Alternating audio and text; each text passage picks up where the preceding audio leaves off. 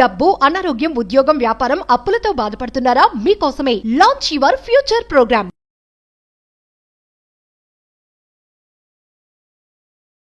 మీకు కస్టమర్ల దగ్గర నుంచి ఏమైనా కంప్లైంట్ వచ్చిందండి? కస్టమర్లు కంప్లైంట్ చేశారండి. నా రెగ్యులర్ కస్టమర్లు, పూర్ణిమ నేను మీ గురించి మంచిగా ఇస్తున్నావు, సేల్ బాగుంది, మంచి మంచి వెరైటీస్ ఇస్తున్నామని ఇన్ని షాపులు వదిలేసుకొని మీ దగ్గరకు వచ్చినాము. ఎందుకు? అదే కానీ మీ మామయ్య వచ్చినప్పుడల్లా మీ మామయ్యతో టార్చరు. ఆ కింద నుంచి మీ దాకా అలా చూడటం ఏంటి? మీకు ఏదైనా అవసరం కావాలంటే నాకు చెప్పండి, నేను మీకు అవసరాలు తీరుస్తాను. ఏంటండి ఇది? ఏం అవసరాలు తీరుస్తారండి?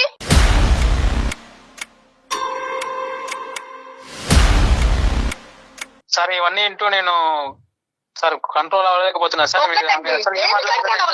ఒక తండ్రి మీద అసలు అట్లా మాట్లాడాలి ఏంటి అండి? ఆయన సంబంధం ఉందా సార్?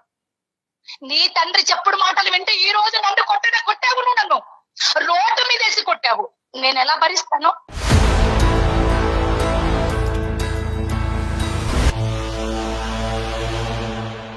నా మొగడు లేని సమయంలో ఏమండి కాఫీ తీసుకొచ్చి ఇస్తుంటే చేయి పట్టుకుంటాడా?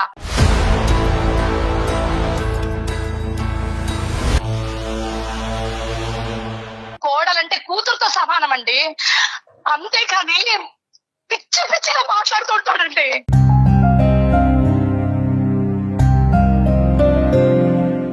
నా మొగడు లేని సమయంలో నేను మామయ్య కదా అనుకుని నా తండ్రి స్థానంలో పెట్టుకున్నానండి. పిచ్చి పిచ్చిగా బిల్లింగ్ చేస్తాడా? ఏ విధంగా ఉండాలండి? ఏ విధంగా కాపురం చేయాలి నేను?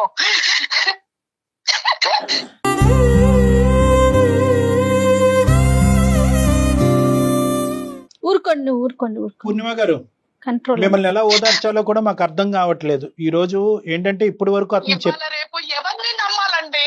ఏ ఆడది కాపురం చేస్తదండి? నాకు తెలివి లేకనా? ఏది చేసినా మన గురించి అనుకొని నేను బిజినెస్ చేసుకొని ఈ పాటికి ఇంత సక్సెస్ చేసుకున్నాను నేను. అమ్మ పూర్ణిమ, ఇప్పుడు the question goes to Srikanth. ఇక్కడ ఇదేంటంటే శ్రీకాంత్ ఇక్కడ ఆలోచించవలసింది ఏంటంటే, ఇప్పుడు శ్రీకాంత్ పొజిషన్ చాలా క్లిష్టమైనటువంటి పొజిషన్ లో ఉంది. ఓకే, ఇదంతా కూడా ఏంటంటే బ్లైండ్ గా అతను నమ్మి వాళ్ళ ఫాదర్ ఎదుర్కొంటా కూర్చుని, నాన్న ఈ ఏదో పనులు నువ్వు చేసావా అని అడగచ్చు. ఎందుకంటే కనుక నెంబర్ 1, ఇది మీరు పెళ్ళైనప్పటి నుంచి ఇప్పుడు వరకు కంటిన్యూస్ గా ఇదే అలిగేషన్ చేయట్లేదు. ఇప్పుడు భార్య చనిపోయిన తర్వాత ఈ మధ్య కాలంలో జరిగినటువంటి సంఘటనల గురించి చెప్తున్నారు. అంతవరకు వాస్తవం అమ్మా, లేదంటే మొదటి నుంచి మీ ఫాదర్ ఇన్ లా యొక్క ప్రవర్తన ఇదే విధంగా ఉందా? ఎప్పుడైతే మా అత్తమ్మ చనిపోయిందోనండి, మా అత్తమ్మ చనిపోయిన తర్వాత ఒక 2-3 నెలల నుంచి ఇలాంటి బిహేవింగ్ చేస్తున్నాడండి. రైట్. డీప్గా ఆలోచించలేదండి. ఎప్పుడైతే నా కస్టమర్లు నాకు కంప్లైంట్ చేశారో అప్పటి నుండి తర్వాత ఈయన కొడుకుకి తెలియకుండా మందు తాగడం మొదలు పెట్టాడండి.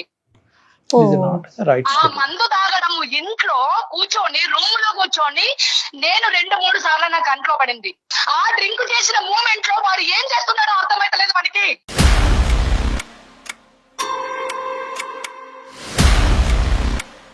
ఏం మాట్లాడుతున్నావు? నోటికి వచ్చిందా మాట్లాడుతున్నావా? ఏం చెప్తున్నావు? నోటికి వచ్చినట్టు వాగడం కాదు, నోటికి వచ్చినట్టు వాగడం కాదు. ఫస్ట్ నీ తండ్రి బుద్ధి ఎలా ఉందో చూసుకో. ఫస్ట్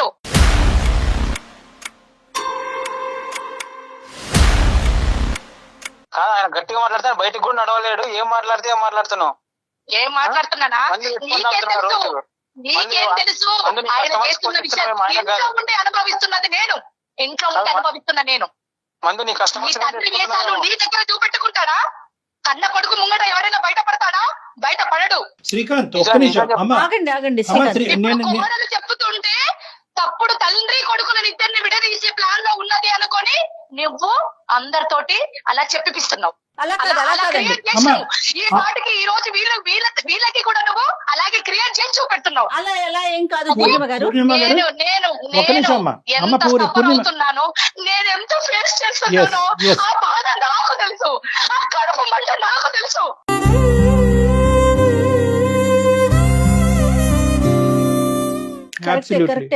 పూర్ణిమ గారు, we are with you. కడుపు మంట నాకు తెలుసు. ఈ రోజుకి నీ తండ్రి గొప్పోడేమో, మంచోడేమో, కానీ నాకు ఒక తండ్రి ఉన్నాడు. నీ తండ్రి మీద చెప్పాల్సిన అవసరం లేదు. శ్రీకాంత్ నీ తండ్రి బుద్ధి భయంకర బుద్ధి. మతి ఉండి మాట్లాడు. ఆయన మతి ఉండడం కాదు, కడుపు మంట. నాకు మతి కాదు, నీకు మతి దుబ్బింది. నా కడుపు మంట, నా కడుపు మంట, నా వేదన. ఎట్లా ఈ చేస్తా రోజు నేను అనుభవిస్తున్నా. పూర్ణిమ గారు చెప్పండి. ఒక్క నిమిషం అమ్మా. I know the pain that you're going through, నాకు పూర్తి స్థాయిలో నాకు అర్థమైంది. కానీ ఇక్కడ ఉండేటటువంటి సిచ్యువేషన్కి ఒక సొల్యూషన్ కావాలి అంటే కనుక ఒక్క 2 నిమిషాలు నేను చెప్పేటటువంటిది జాగ్రత్తగా ఆలకించండి. ఈరోజు శ్రీకాంత్ స్థానంలో నిలబడినటువంటి ఎవరైనా కూడా కరెక్టే, మీరు చెప్పినటువంటి అంశాలన్నీ కరెక్టే అయి ఉండొచ్చు. అతను మిస్బిహేవ్ చేసి ఉండొచ్చు. అతను ఏ పరిస్థితిలో మిస్బిహేవ్ చేశాడు, భార్య చనిపోయిన తర్వాత ఒక డిప్రెషన్లోకి వెళ్ళటం వల్ల అతను కాగ్నిషన్ మీద అతను పూర్తి స్థాయి కంట్రోల్ పోవటం వల్ల ఆ విధంగా అలా ప్రవర్తించాడా, అది ఒక ఆలోచన అయి ఉండొచ్చు. ఆ డిప్రెషన్ని దిగమింకోలేక, ఆ బాధను దిగమింకోలేక తాగుడు మత్తుకు బానిస అవ్వటం వల్ల అలా ప్రవర్తించాడా, అదొక ఆప్షన్ అయి ఉండొచ్చు.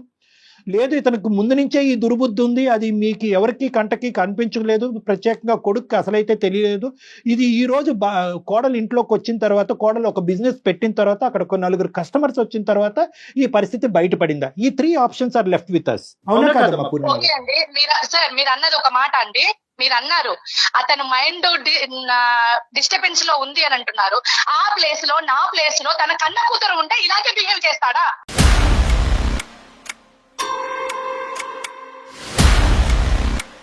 అమ్మా ఒక్క నిమిషం. పెన్నానికి తేడా తెలియని వాడు ఎలా కాపురం చేస్తారండి, ఎలా ఉంటారండి? అమ్మా ఇక్కడ ఒకటి, అమ్మా ఒక్క నిమిషం. ఈ ప్లేస్ లో ఒక అమాయకమైన వ్యక్తి ఉంటే అది మొత్తము సర్వనాశనం చేసేవాళ్ళు. నేను నార్మల్ గా రెగ్యులర్ గా ఇచ్చే టైంలోనే అన్నం పెట్టడము, కాఫీ ఇవ్వడం, అలా అన్ని చేస్తున్నాను. ఒక్కసారి నా చెయ్యి టచ్ చేశాడు, చెప్పాను కదండి ఇందాక. అప్పుడండి తన బిహేవియర్ ఏందో, కస్టమర్లు చెప్పింది ఈయన చేసింది ఒక్కటి చేసుకున్నారు ఆవిడ. పూర్ణిమ గారు మీ చెయ్యి తాకినప్పుడు మీరేమన్నారమ్మా? మీరేమన్నా ఖండించారా? అలా పట్టుకున్నావు? లేదు పొరపాటున జరిగిందా? అమ్మ కాఫీ తీసుకురాగానే అక్కడ పెట్టమ్మా అంటారు. ఇలా 2 చేతులు పట్టుకుంటాడా? 2 చేతులు పట్టుకున్నాను. ఓకే అమ్మ, ఇప్పుడు నేను పూర్ణిమ గారు, నేను చెప్తానమ్మా. ఒక్క నిమిషం ఇమోషన్ తీసి పక్కన పెట్టండి. ఒక 2 నిమిషాలు మనం సైంటిఫిక్ బేసిస్ మేము మాట్లాడుకుందాం. నేనేమి ఇక్కడ కారణాలు, ఆల్టర్నేటివ్ రీజన్స్ చెప్పి తద్వారా మీ ఇద్దరు కాపురాన్ని నిలబెట్టేటటువంటి ప్రయత్నం చేయడానికి నేను అస్సలు చేయట్లేదు. ఎందుకంటే కనుక ప్రైమరీ ఇంపార్టెన్స్ ఈ సేఫ్టీ. ఓకే, ఒక ఆడదానిగా మీకు సేఫ్టీ లేనప్పుడు, మీ ఫ్యూచర్ కి, భవిష్యత్తుకి సేఫ్టీ లేనప్పుడు, మీ యొక్క పర్సనాలిటీకి సెక్యూరిటీ లేనప్పుడు మీరు అక్కడ 10 నిమిషాలు కూడా ఉండమని నేనైతే చెప్పను. ఆ విధంగా అది లీగల్ కూడా కాదు. పట్టుకొని ఈ రోజు పిల్లని నడి రోడ్డు మీద పళ్ళు ఊడేలా కొడతాడండి ఎవరైనా? నువ్వు మంచి చెడు తెలుసుకోలేవా? శ్రీకాంత్ ఒక్క పాయింట్ నేను నీకు చెప్తాను. పూర్ణిమ గారు ఒక్క నిమిషం. మీ వేదనంతా చెప్పారు చాలా క్లియర్ కట్ గా. అతను 10% చెప్తే కనుక మీరు 90% చరిత్ర, హిస్టరీ మొత్తం అంతా కూడా కూలంకుషంగా చెప్పారు. So please kindly wait for a minute అమ్మా. Will try to come to some form of logical conclusion. నేనండి ఇంకా ఈయన గారిది నేను ఇంకా తేల్చుకోలేకపోతే, నేను షార్ప్ అవ్వకపోతే, రేపు నేను పడుకున్నాక కూడా వాడు ఏం చేసేది కూడా ఏం తెలియదండి.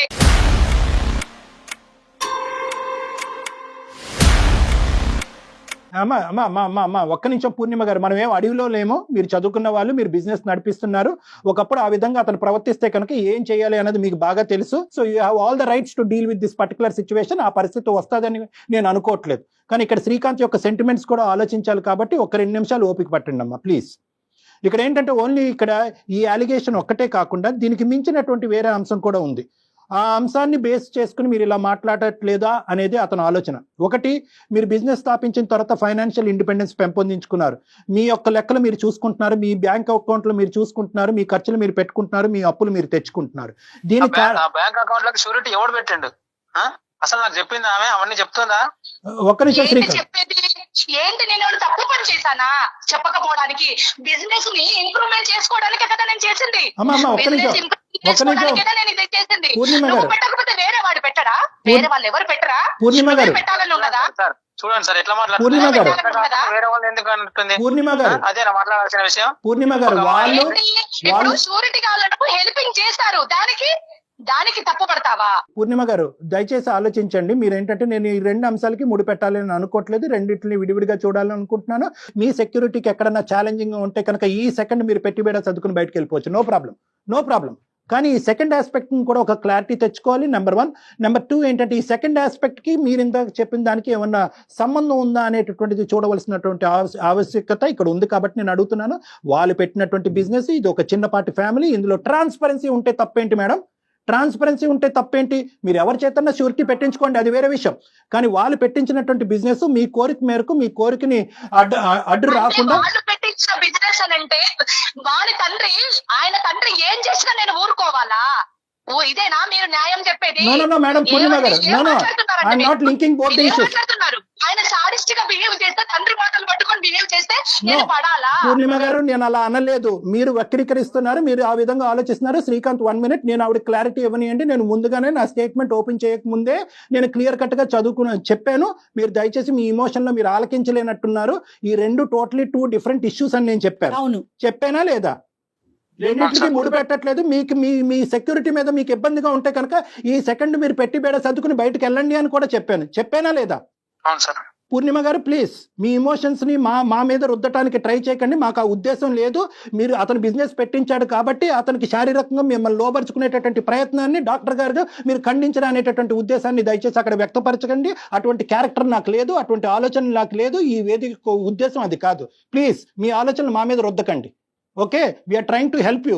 మేము మీకు హెల్ప్ చేయాలి అని అనుకుంటే, హెల్ప్ స్వీకరించేటటువంటి ఉద్దేశం ఆలోచన మీకుంటే హెల్ప్ తీసుకోండి. కాదు అనుకుంటే ఫోన్ పెట్టేసి మీ దారి, మీ నిర్ణయం ఎలాగ తీసుకున్నారు కాబట్టి వెళ్ళండి. ఇందాకటి నుంచి నేను మొత్తుకుంటున్నాను, మీ మావయ్య మేమే చేసినటువంటి అరాచకానికి నా సొంత కూతురు బాధపడినటువంటి విధంగా నేను బాధపడుతున్నానని 1కి 10 సార్లు నేను మొత్తుకుంటున్నాను. ఈ ఫైనాన్షియల్ ఆస్పెక్ట్ కాస్త దీనికి ఇది ఆ విధంగా దారి తీసిందా అనేటటువంటి ఆలోచన నాకు అనిపిస్తుంది. ఈ ఫైనాన్షియల్ ఆస్పెక్ట్ అంటే ఆవిడ విధంగా, ఆవిడ ఆలోచన విధంగా ఆవిడ బతుకుతుందిరా? నీ ఆస్తి మొత్తం అంతా కూడా నువ్వు సంపాదించింది అంతా కూడా ఆవిడ పేరుని రాసిచ్చావు. కాబట్టి ఈరోజు ఆ అమ్మాయి ఉండాలా లేదా అనేది తేల్చుకునేటటువంటి ఉద్దేశంతో ఈ పెద్ద ఆయన ఈ విధంగా ఏమన్నా ప్రవర్తిస్తున్నాడు అనేటటువంటి ఒక చిన్న యాంగిల్ నేను ఆలోచిస్తున్నాను. ఇప్పుడు ఆయన బిజినెస్ ఆయన చూస్తున్నాడు, నేను బిజినెస్ నా మైండ్ సెట్ ప్రకారం నేను ఏదో బిజినెస్ పెట్టుకున్నాను.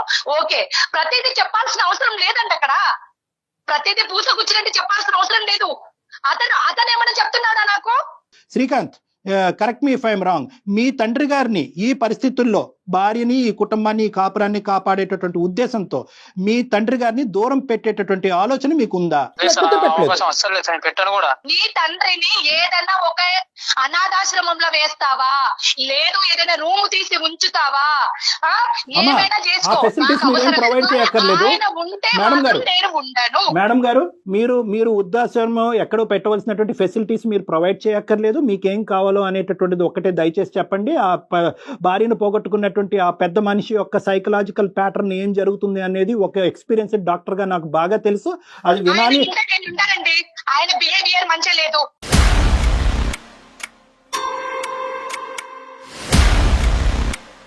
Only thing is sexual harassment. ఇటువంటి వాతావరణంలో మీరిద్దరు కలిపి మీ తండ్రి గారిని పక్కన పెట్టుకుని కాపురం చేసి సంసారం చేయగలరా లేదా అనేటటువంటిది ఒక్కటే ఇష్యూ. కాబట్టి ఆ ఒక్క ఇష్యూయే మనం మాట్లాడుకుందాం. ఆ ఒక్క ఇష్యూ మాట్లాడు. So point is very clear. Srikanth అయితే మాత్రం తండ్రిని అయితే వదిలి ఉండాలి అని అనుకోవట్లేదు. తండ్రిని దూరం పెట్టి శ్రీకాంత్ నీ కాపురాన్ని కాపాడుకోవాలనేటటువంటి ఉద్దేశంతో అతను లేడు. నేను కూడా ఉండనండి, నేను కూడా ఉండను, నేను కలిసి ఉండను, నాకు ఆయన ఇంట్లో ఉంటే నేను ఉండను. ఓకే పూర్ణిమ, నేను ఒక్క మాట చెప్పచ్చా పూర్ణిమ గారు? ఒక మాట చెప్పచ్చా? చెప్పండి సార్. Right, okay. ఇటువంటి సిచ్యువేషన్స్ దగ్గర కొన్ని థౌజండ్స్ ఉన్నాయి నా దగ్గర కేసెస్. ఓకే, థౌజండ్స్ ఉన్నాయి. అంటే సైంటిఫిక్ బేసిస్ మీద ఇలా మాట్లాడితే కనుక చాలా మంది నన్ను క్షమించరేమో కానీ ఆ పెద్దానికి వకాలతో పలుకుతున్నాడు డాక్టరు, అతను చేసేటటువంటి దాన్ని చిన్నగా చూపెడుతున్నాడు అని అనుకోవచ్చు. కానీ but there is a scientific and a very strong 100% reason behind this. ఆ వ్యక్తి యొక్క మానసిక పరిస్థితి పూర్తిగా మారిపోయింది భార్య చనిపోయిన తర్వాత అన్నట్టు నాకు అనిపిస్తుంది. ఒక ఆలోచన, ఒక యాంగిల్. చనిపోయినంత మాత్రాన కాదండి, భార్య చనిపోయినంత మాత్రాన ఎవరు ఆడవాళ్ళు కనబడితే ఆడవాళ్ళతో మిస్బిహేవ్ చేయడం జరుగుతుంది. ఎస్ పూర్ణిమ గారు, జరుగుతుంది. జరిగినటువంటి సందర్భాలు ఉన్నాయి. మాట్లాడుతున్నారండి. మెంటల్ గా అప్సెట్ అయిందంటే మెంటల్ గా అప్సెట్ అయిన వ్యక్తిని మెంటల్ హాస్పిటల్ జాయిన్ చేయాలి. రైట్, అదే నేను చెప్తున్నాను. మీరు వినండి పూర్ణిమ గారు, ప్లీజ్ అండి, ప్లీజ్ అండి. మీరు వినిపించారు, మీ బాధను మీరు చెప్పుకున్నారు. నేను ఒక సైంటిఫిక్ సొల్యూషన్ చెప్తున్నాను. ఆ సైంటిఫిక్ సొల్యూషన్ మీరు జీర్ణించుకుని డాక్టర్ కళ్యాణ్ చక్రవర్తి చెప్పినట్టుగా మీరు ఉండమని నేను చెప్పట్లే. Get the point very clear. అది మీకు ఏకీభవిస్తే ఓకే, లేదంటే నేనేమంటున్నాను అంటే కనుక ఇన్సెక్యూరిటీ వాతావరణం నుంచి నేను బయటపడాలి అనేటటువంటిది పూర్తిగా ఇట్స్ యువర్ ఇండివిజువల్ డెసిషన్. ఈ రోజే ఈ క్షణమే మీరు చేయొచ్చు. కానీ at the end of the day మీరిద్దరూ ఒకప్పుడు ఏమాత్రం ఆ గోరంత దీపం ఉందంటే కనుక దాన్ని నేను నాకు నా టెరిటరీలోకి మీరు అది చెప్తే కనుక నేను చెప్పడానికి దానికి రెడీగా ఉన్నాను. ఇస్తారా? అతన్ని మీరు ఇందాక చాలా మంచి మాట అన్నారు, సైకాట్రిక్ హాస్పిటల్లో పెట్టండి అని. అంత స్థాయి అక్కర్లేదు, కానీ అట్లీస్ట్ ఒక సైకాట్రిస్ట్ అసెస్మెంట్ కి తీసుకెళ్లి ఈ మనిషి అసలు సెన్సెస్ లో ఉన్నాడా, ఈ పెద్ద ఆయన సెన్సెస్ లో ఉన్నాడా లేదా, ఇతను డిప్రెషన్ లో ఉన్నాడా, డిమెన్షియాలో ఉన్నాడా. డిమెన్షియా అంటే మరుపు, బ్రెయిన్ ష్రింక్ అయిపోతుంది అనమాట. కొన్ని ఇటువంటి సంఘటనలు జరిగినప్పుడు బ్రెయిన్ ష్రింక్ అయిపోతుంది. ఇదే జరిగింది అక్కడ, నేను చెప్పట్లేదు. ఇది నాకు ఇవన్నీ వద్దు, ఆ మనిషి ఏమైపోతాడో నాకు అవసరం లేదు. కానీ ఆయన తండ్రి మాత్రమైతే ఇక్కడ ఉంటే మాత్రమైతే నేను కాపురం చెప్పండి సార్. మీ భావోద్రేకం నాకు పూర్తి స్థాయిలో అర్థం అవుతుందమ్మా. నేను పూర్తిగా మీకు స్వేచ్ఛనిస్తున్నాను. నేను అన్వాంటెడ్ థింగ్స్ చెప్పి మీ బ్రెయిన్ లో పెట్టి ఇదేదో మెంటల్ హెల్త్ ప్రాబ్లం కాబట్టి మెంటల్ హెల్త్ పేషెంట్ ని మెంటల్ హెల్త్ పేషెంట్ గా ట్రీట్ చేసి నీ భర్తతో పాటు మీ మామగారిని అక్కడే పెట్టుకుని కాపురం చేయండి అని నేను చెప్పట్లే. Please don't get me wrong. ఇది కంప్లీట్ గా ఇది మీకు స్వేచ్ఛాయుతమైనటువంటి నిర్ణయాధికారాలు ఇలాంటి అంశంలో ఖచ్చితంగా ప్రతి స్త్రీకి ప్రతి పురుషుడికి ఉంటాయి. When there is a security a threat, security threat లో ఉన్నప్పుడు ఎవరైతే కల్ప్రిట్ అదే ఇంట్లో ఉన్నప్పుడు కల్ప్రిట్ అక్కడే ఉండాలి అనేటటువంటి ఉద్దేశం మీ భర్త గారికి ఉన్నప్పుడు మీరు అక్కడ ఒక నిమిషం కూడా ఉండవలసినటువంటి అవసరం లేదు. కానీ దీని వెనకాతల ఒక సైంటిఫిక్ బ్యాక్గ్రౌండ్ కూడా ఉంది.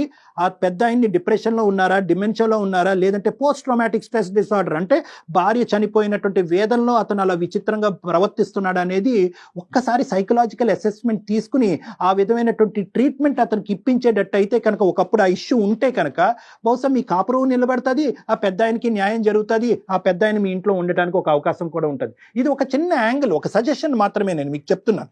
ఈ సజెషన్ ఖచ్చితంగా మీరు తీసుకోవాలని కాదు. దీనివల్ల ఆ కాపురం నిలబడుతుంది, ఆ పెద్ద ఆయన యొక్క మానసిక రోగం ఒకప్పుడు ఏదైనా ఉంటే కనుక అది క్లియర్ అవుతుంది. 3 ఏంటంటే మోస్ట్ ఇంపార్టెంట్, మీ అబ్బాయి ఈ రోజు తండ్రి వేరు తల్లి వేరుగా ఉండవలసినటువంటి పరిస్థితి రాదు. సో ఇది ఒక ఫైనల్ అవకాశంగా తీసుకుని ఇది సక్సెస్ అవ్వకపోతే మీ ఇష్టం. ఇది ఒక ఫైనల్ అవకాశంగా తీసుకుని శ్రీకాంత్ వాళ్ళ నాన్నగారిని మీ ప్రమేయం లేకుండా వాళ్ళ నాన్నగారిని నా దగ్గర తీసుకొస్తారు. నేను నా పెద్ద ఆయన్ని కూర్చోబెడతాను. కావాల్సినటువంటి ఇన్వెస్టిగేషన్ చెప్తాను సార్. ఇంకా నాకు అవసరం లేదు. ఆయన ఏదైనా చేయించుకోమనండి, ఆయన ఎక్కడికైనా చూయించుకోమని చెప్పండి. నాకు అవసరం లేదండి, నేను ఆయనతో కాపురం చెయ్యలేను. పూర్ణిమ గారు, మీరు చాలా ప్రెషర్ పడ్డారు, చాలా వేదన గురయ్యారు. కానీ ఈ రోజు ఆ బిడ్డను తీసుకుని మీరు బయట పడితే కనుక ఆ ప్రెషర్ 3 రెట్లు ఉంటుంది. అంటే తక్కువ ప్రెషర్ అని నేను చెప్పట్లే, ఆ ప్రెషర్ భిన్నంగా ఉంటుంది. నేనేమంటున్నానంటే ఇక్కడ బహుశా ఒక గోరంత చిన్న దీపం ఉందేమో రెక్టిఫికేషన్ కి, సంసారం నిలబెట్టడానికి ఒక రెక్టిఫికేషన్ ఉందేమో. ఆ పిల్లోడు పాయింట్ ఆఫ్ వ్యూలో ఆలోచించండి, పెద్ద ఆయన పాయింట్ ఆఫ్ వ్యూలో తీసి పక్కన పెట్టండి. ఆ హింస పిల్లోడు నాకు వద్దండి, ఆయన్నే ఉంచుకోమని చెప్పండి.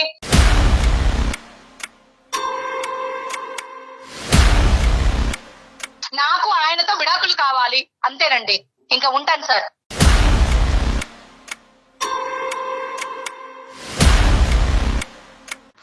హలో, ఆవిడ ఆవేశంలో ఏం మాట్లాడుతున్నారో తనకు తెలియట్లేదండి. అంటే ఆవిడ వేదన మనకు అర్థమైందమ్మా. కానీ ఆవిడ ఏంటంటే ఫ్యూచర్ గురించి ఎక్కువ భయపడిపోతుంది. ఆ మనిషి ఎవరు లేనప్పుడు తాగొచ్చి బెడ్రూమ్ లో, అది వాస్తవమే, అది మనకు కాదనట్లేదు. మనం ఆ ఇష్యూని ఎంతవరకు, శ్రీకాంత్ ఉన్నావా లైన్ లో? సార్ ఉన్నా సార్. ఆవిడ ఫోన్ పెట్టేశారు, నువ్వన్నా విను. సో నేనేమంటున్నానంటేనమ్మా, ఆయన ఏజ్ ఏంది, ఆయన మీద చెప్పే తప్పుడు పనులు ఏంది, అసలు మీకు అర్థమవుతుందా సార్? నాన్న ఇప్పటికీ కూడా నా మనస్సాక్షి ఏం చెప్తుంది అంటే కనుక మీ తండ్రి గారి మీద నింద వేయద్దనే చెప్తుంది. ఓకేనా? ఎందుకంటే ఇప్పుడు నిజంగా ఇటువంటి క్యారెక్టర్లెస్ వ్యక్తి అయితే కనుక నీకు ఇప్పుడు 35 సంవత్సరాలు అట్లీస్ట్ 1-2 సంఘటనలన్నా చూసుండవా నీ జీవితంలో మీ తండ్రి యొక్క పాత్రలో? వైపు నుంచి ఏమన్నా కంప్లైంట్లు విన్నారా ఎప్పుడైనా ఇలాంటివి?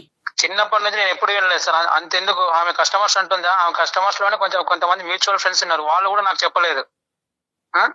ఇప్పుడు టెక్నాలజీ పెరుగుతున్న సందర్భంలో అటువంటి ఏమైనా చేస్తే ఎవరు బయటకు రాకుండా ఉంటారంటే చెప్పండి, ఒక్కసారి ఆలోచించండి మీరే. బేసికలీ ఏంటంటే ఈ హిస్టరీ పరంగా చూసుకుంటే కనుక వీళ్ళ ఫాదర్ యొక్క ప్రవర్తనకి మారటానికి ప్రధానమైనటువంటి కారణం ఏదైతే ఉందో తల్లి చనిపోవటం ద్వారాతే అయింది. ఈ రోజు శ్రీకాంత్ కూడా తండ్రిని సపోర్ట్ చేసుకుంటూ అబద్ధం ఆడుతున్నాడు అని అనుకోవట్లేదు. కాపురాన్ని కాపాడటం గురించి తండ్రికి చాలా గత చరిత్ర ఉంది, కానీ ఇది కప్పేద్దాం అనే ఉద్దేశం అతనిలో కూడా నాకు కనిపించట్లేదు. ఏదో ఒక భిన్నమైనటువంటి మానసిక పరివర్తన అనేది ఆ పెద్ద ఆయనలో వచ్చింది.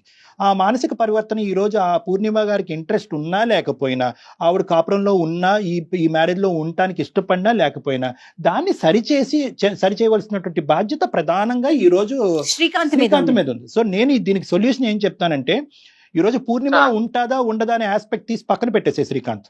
ద మోస్ట్ ఇంపార్టెంట్ థింగ్ ఏంటంటే, మీ ఫాదర్ని ఎవరో ఒక ప్రొఫెషనల్ చూడాలి, ఒక డాక్టర్ చూడాలి, ఒక సైకాట్రిస్ట్ చూడాలి, ఒక న్యూరో సైకాట్రిస్ట్ చూసి అతను అసెస్ చేసి అతన్ని ఇంటర్వ్యూ చేసి అతను నిజంగా ఇది చేశాడా, ఒకప్పుడు చేసుంటే కనుక స్పృహ ఉండి చేశాడా, స్పృహ లేక చేశాడా, తప్పుని ఒకప్పుడు తప్పుగా భావిస్తే తప్పుని అంగీకరిస్తున్నాడా, క్షమాపణ కోరుతున్నాడా, ఇలాంటి రకరకాల ఆస్పెక్ట్స్ లో అతనితో అసెస్మెంట్ చేయవలసినటువంటి అవసరం ఉంది. ఇప్పుడున్న పరిస్థితిలో ఆవిడ వినటానికి రెడీగా లేదు.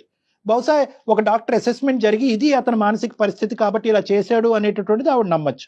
లేదు, డాక్టర్స్ అసెస్మెంట్ అయిన తర్వాత మీ నాన్నగారు ఆ పని చేశారు, అతను సైకలాజికల్గా ఎటువంటి ప్రాబ్లం లేదు, అతనికి అటువంటి దుర్బుద్ధి వచ్చింది అని అనుకున్నప్పుడు పూర్ణిమ గారిని ఒక్క సెకండ్ కూడా అక్కడ ఉండమంటం అనేది శ్రేయస్కరం కాదు. ఓకే సార్, దాని గురించి నేను ఆలోచిస్తాను. మీరే కొంచెం సజెస్ట్ చేస్తే నేను వెళ్ళి చూపిస్తా సార్. రైట్, తప్పకుండా. ముందైతే ఆయన సెపరేట్ చేసే పరిస్థితిని ఆలోచించుకోండి, ఇష్యూని పెంచుకోమాకండి శ్రీకాంత్, ప్లీజ్. Okay madam.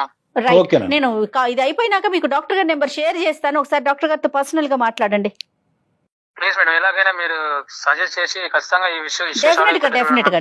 ఇక్కడ కూడా చెప్తున్నాను శ్రీకాంత్, నేను ఇప్పుడు మీ మిస్సెస్ నెంబర్ కూడా మేము తీసుకుంటాను తర్వాత ఆఫ్లైన్. నేను తీసుకుని ఆవిడతో కూడా ఒకసారి మాట్లాడతాను, ఎందుకంటే మేమిద్దరం కూడా కొద్దిగా ఇమోషనల్ గా అయ్యాము. అంటే ఆవిడకి నా భాష అర్థం కావట్లేదు, ఇక్కడ పరువు తీశారు అనేటువంటి టాపిక్కే మాట్లాడుతుంది. ఇక్కడ ఒక సైంటిఫిక్ బేసిస్ గా ఆలోచిస్తే కనుక ఒక్క ఏదైనా చిన్న అవకాశం ఉందేమో కూడా చూద్దాం. ఒక 10 కేసులు డీల్ చేసినటువంటి శక్తిని యూజ్ చేసాం మేడం. ఎప్పుడు లేనంత కోపం వచ్చింది మీకు. అంటే అమ్మాయి పాపం, అమ్మాయి వేదన మనం అర్థం చేసుకుంటాం కానీ, but at the end of the day she is destroying something else అనే బాధ. ఆ ఇష్యూ వల్ల తను ఇంకా ఎక్కడ నన్ను కలిపేస్తారు, ఆయనతో ఉండాల్సి వస్తుందేమో, అది నిరంతరం భయం కదా. నిజమే కనుక అయ్యుంటే ఎంత భయం కళ్యాణ్ గారు, అది కదా. రైట్, చూద్దామండి, మళ్ళీ కాల్ చేసి ఒకసారి మీరు మాట్లాడే ప్రయత్నం చేద్దాం. నమస్తే అండి. నమస్తే జగన్. నమస్తే.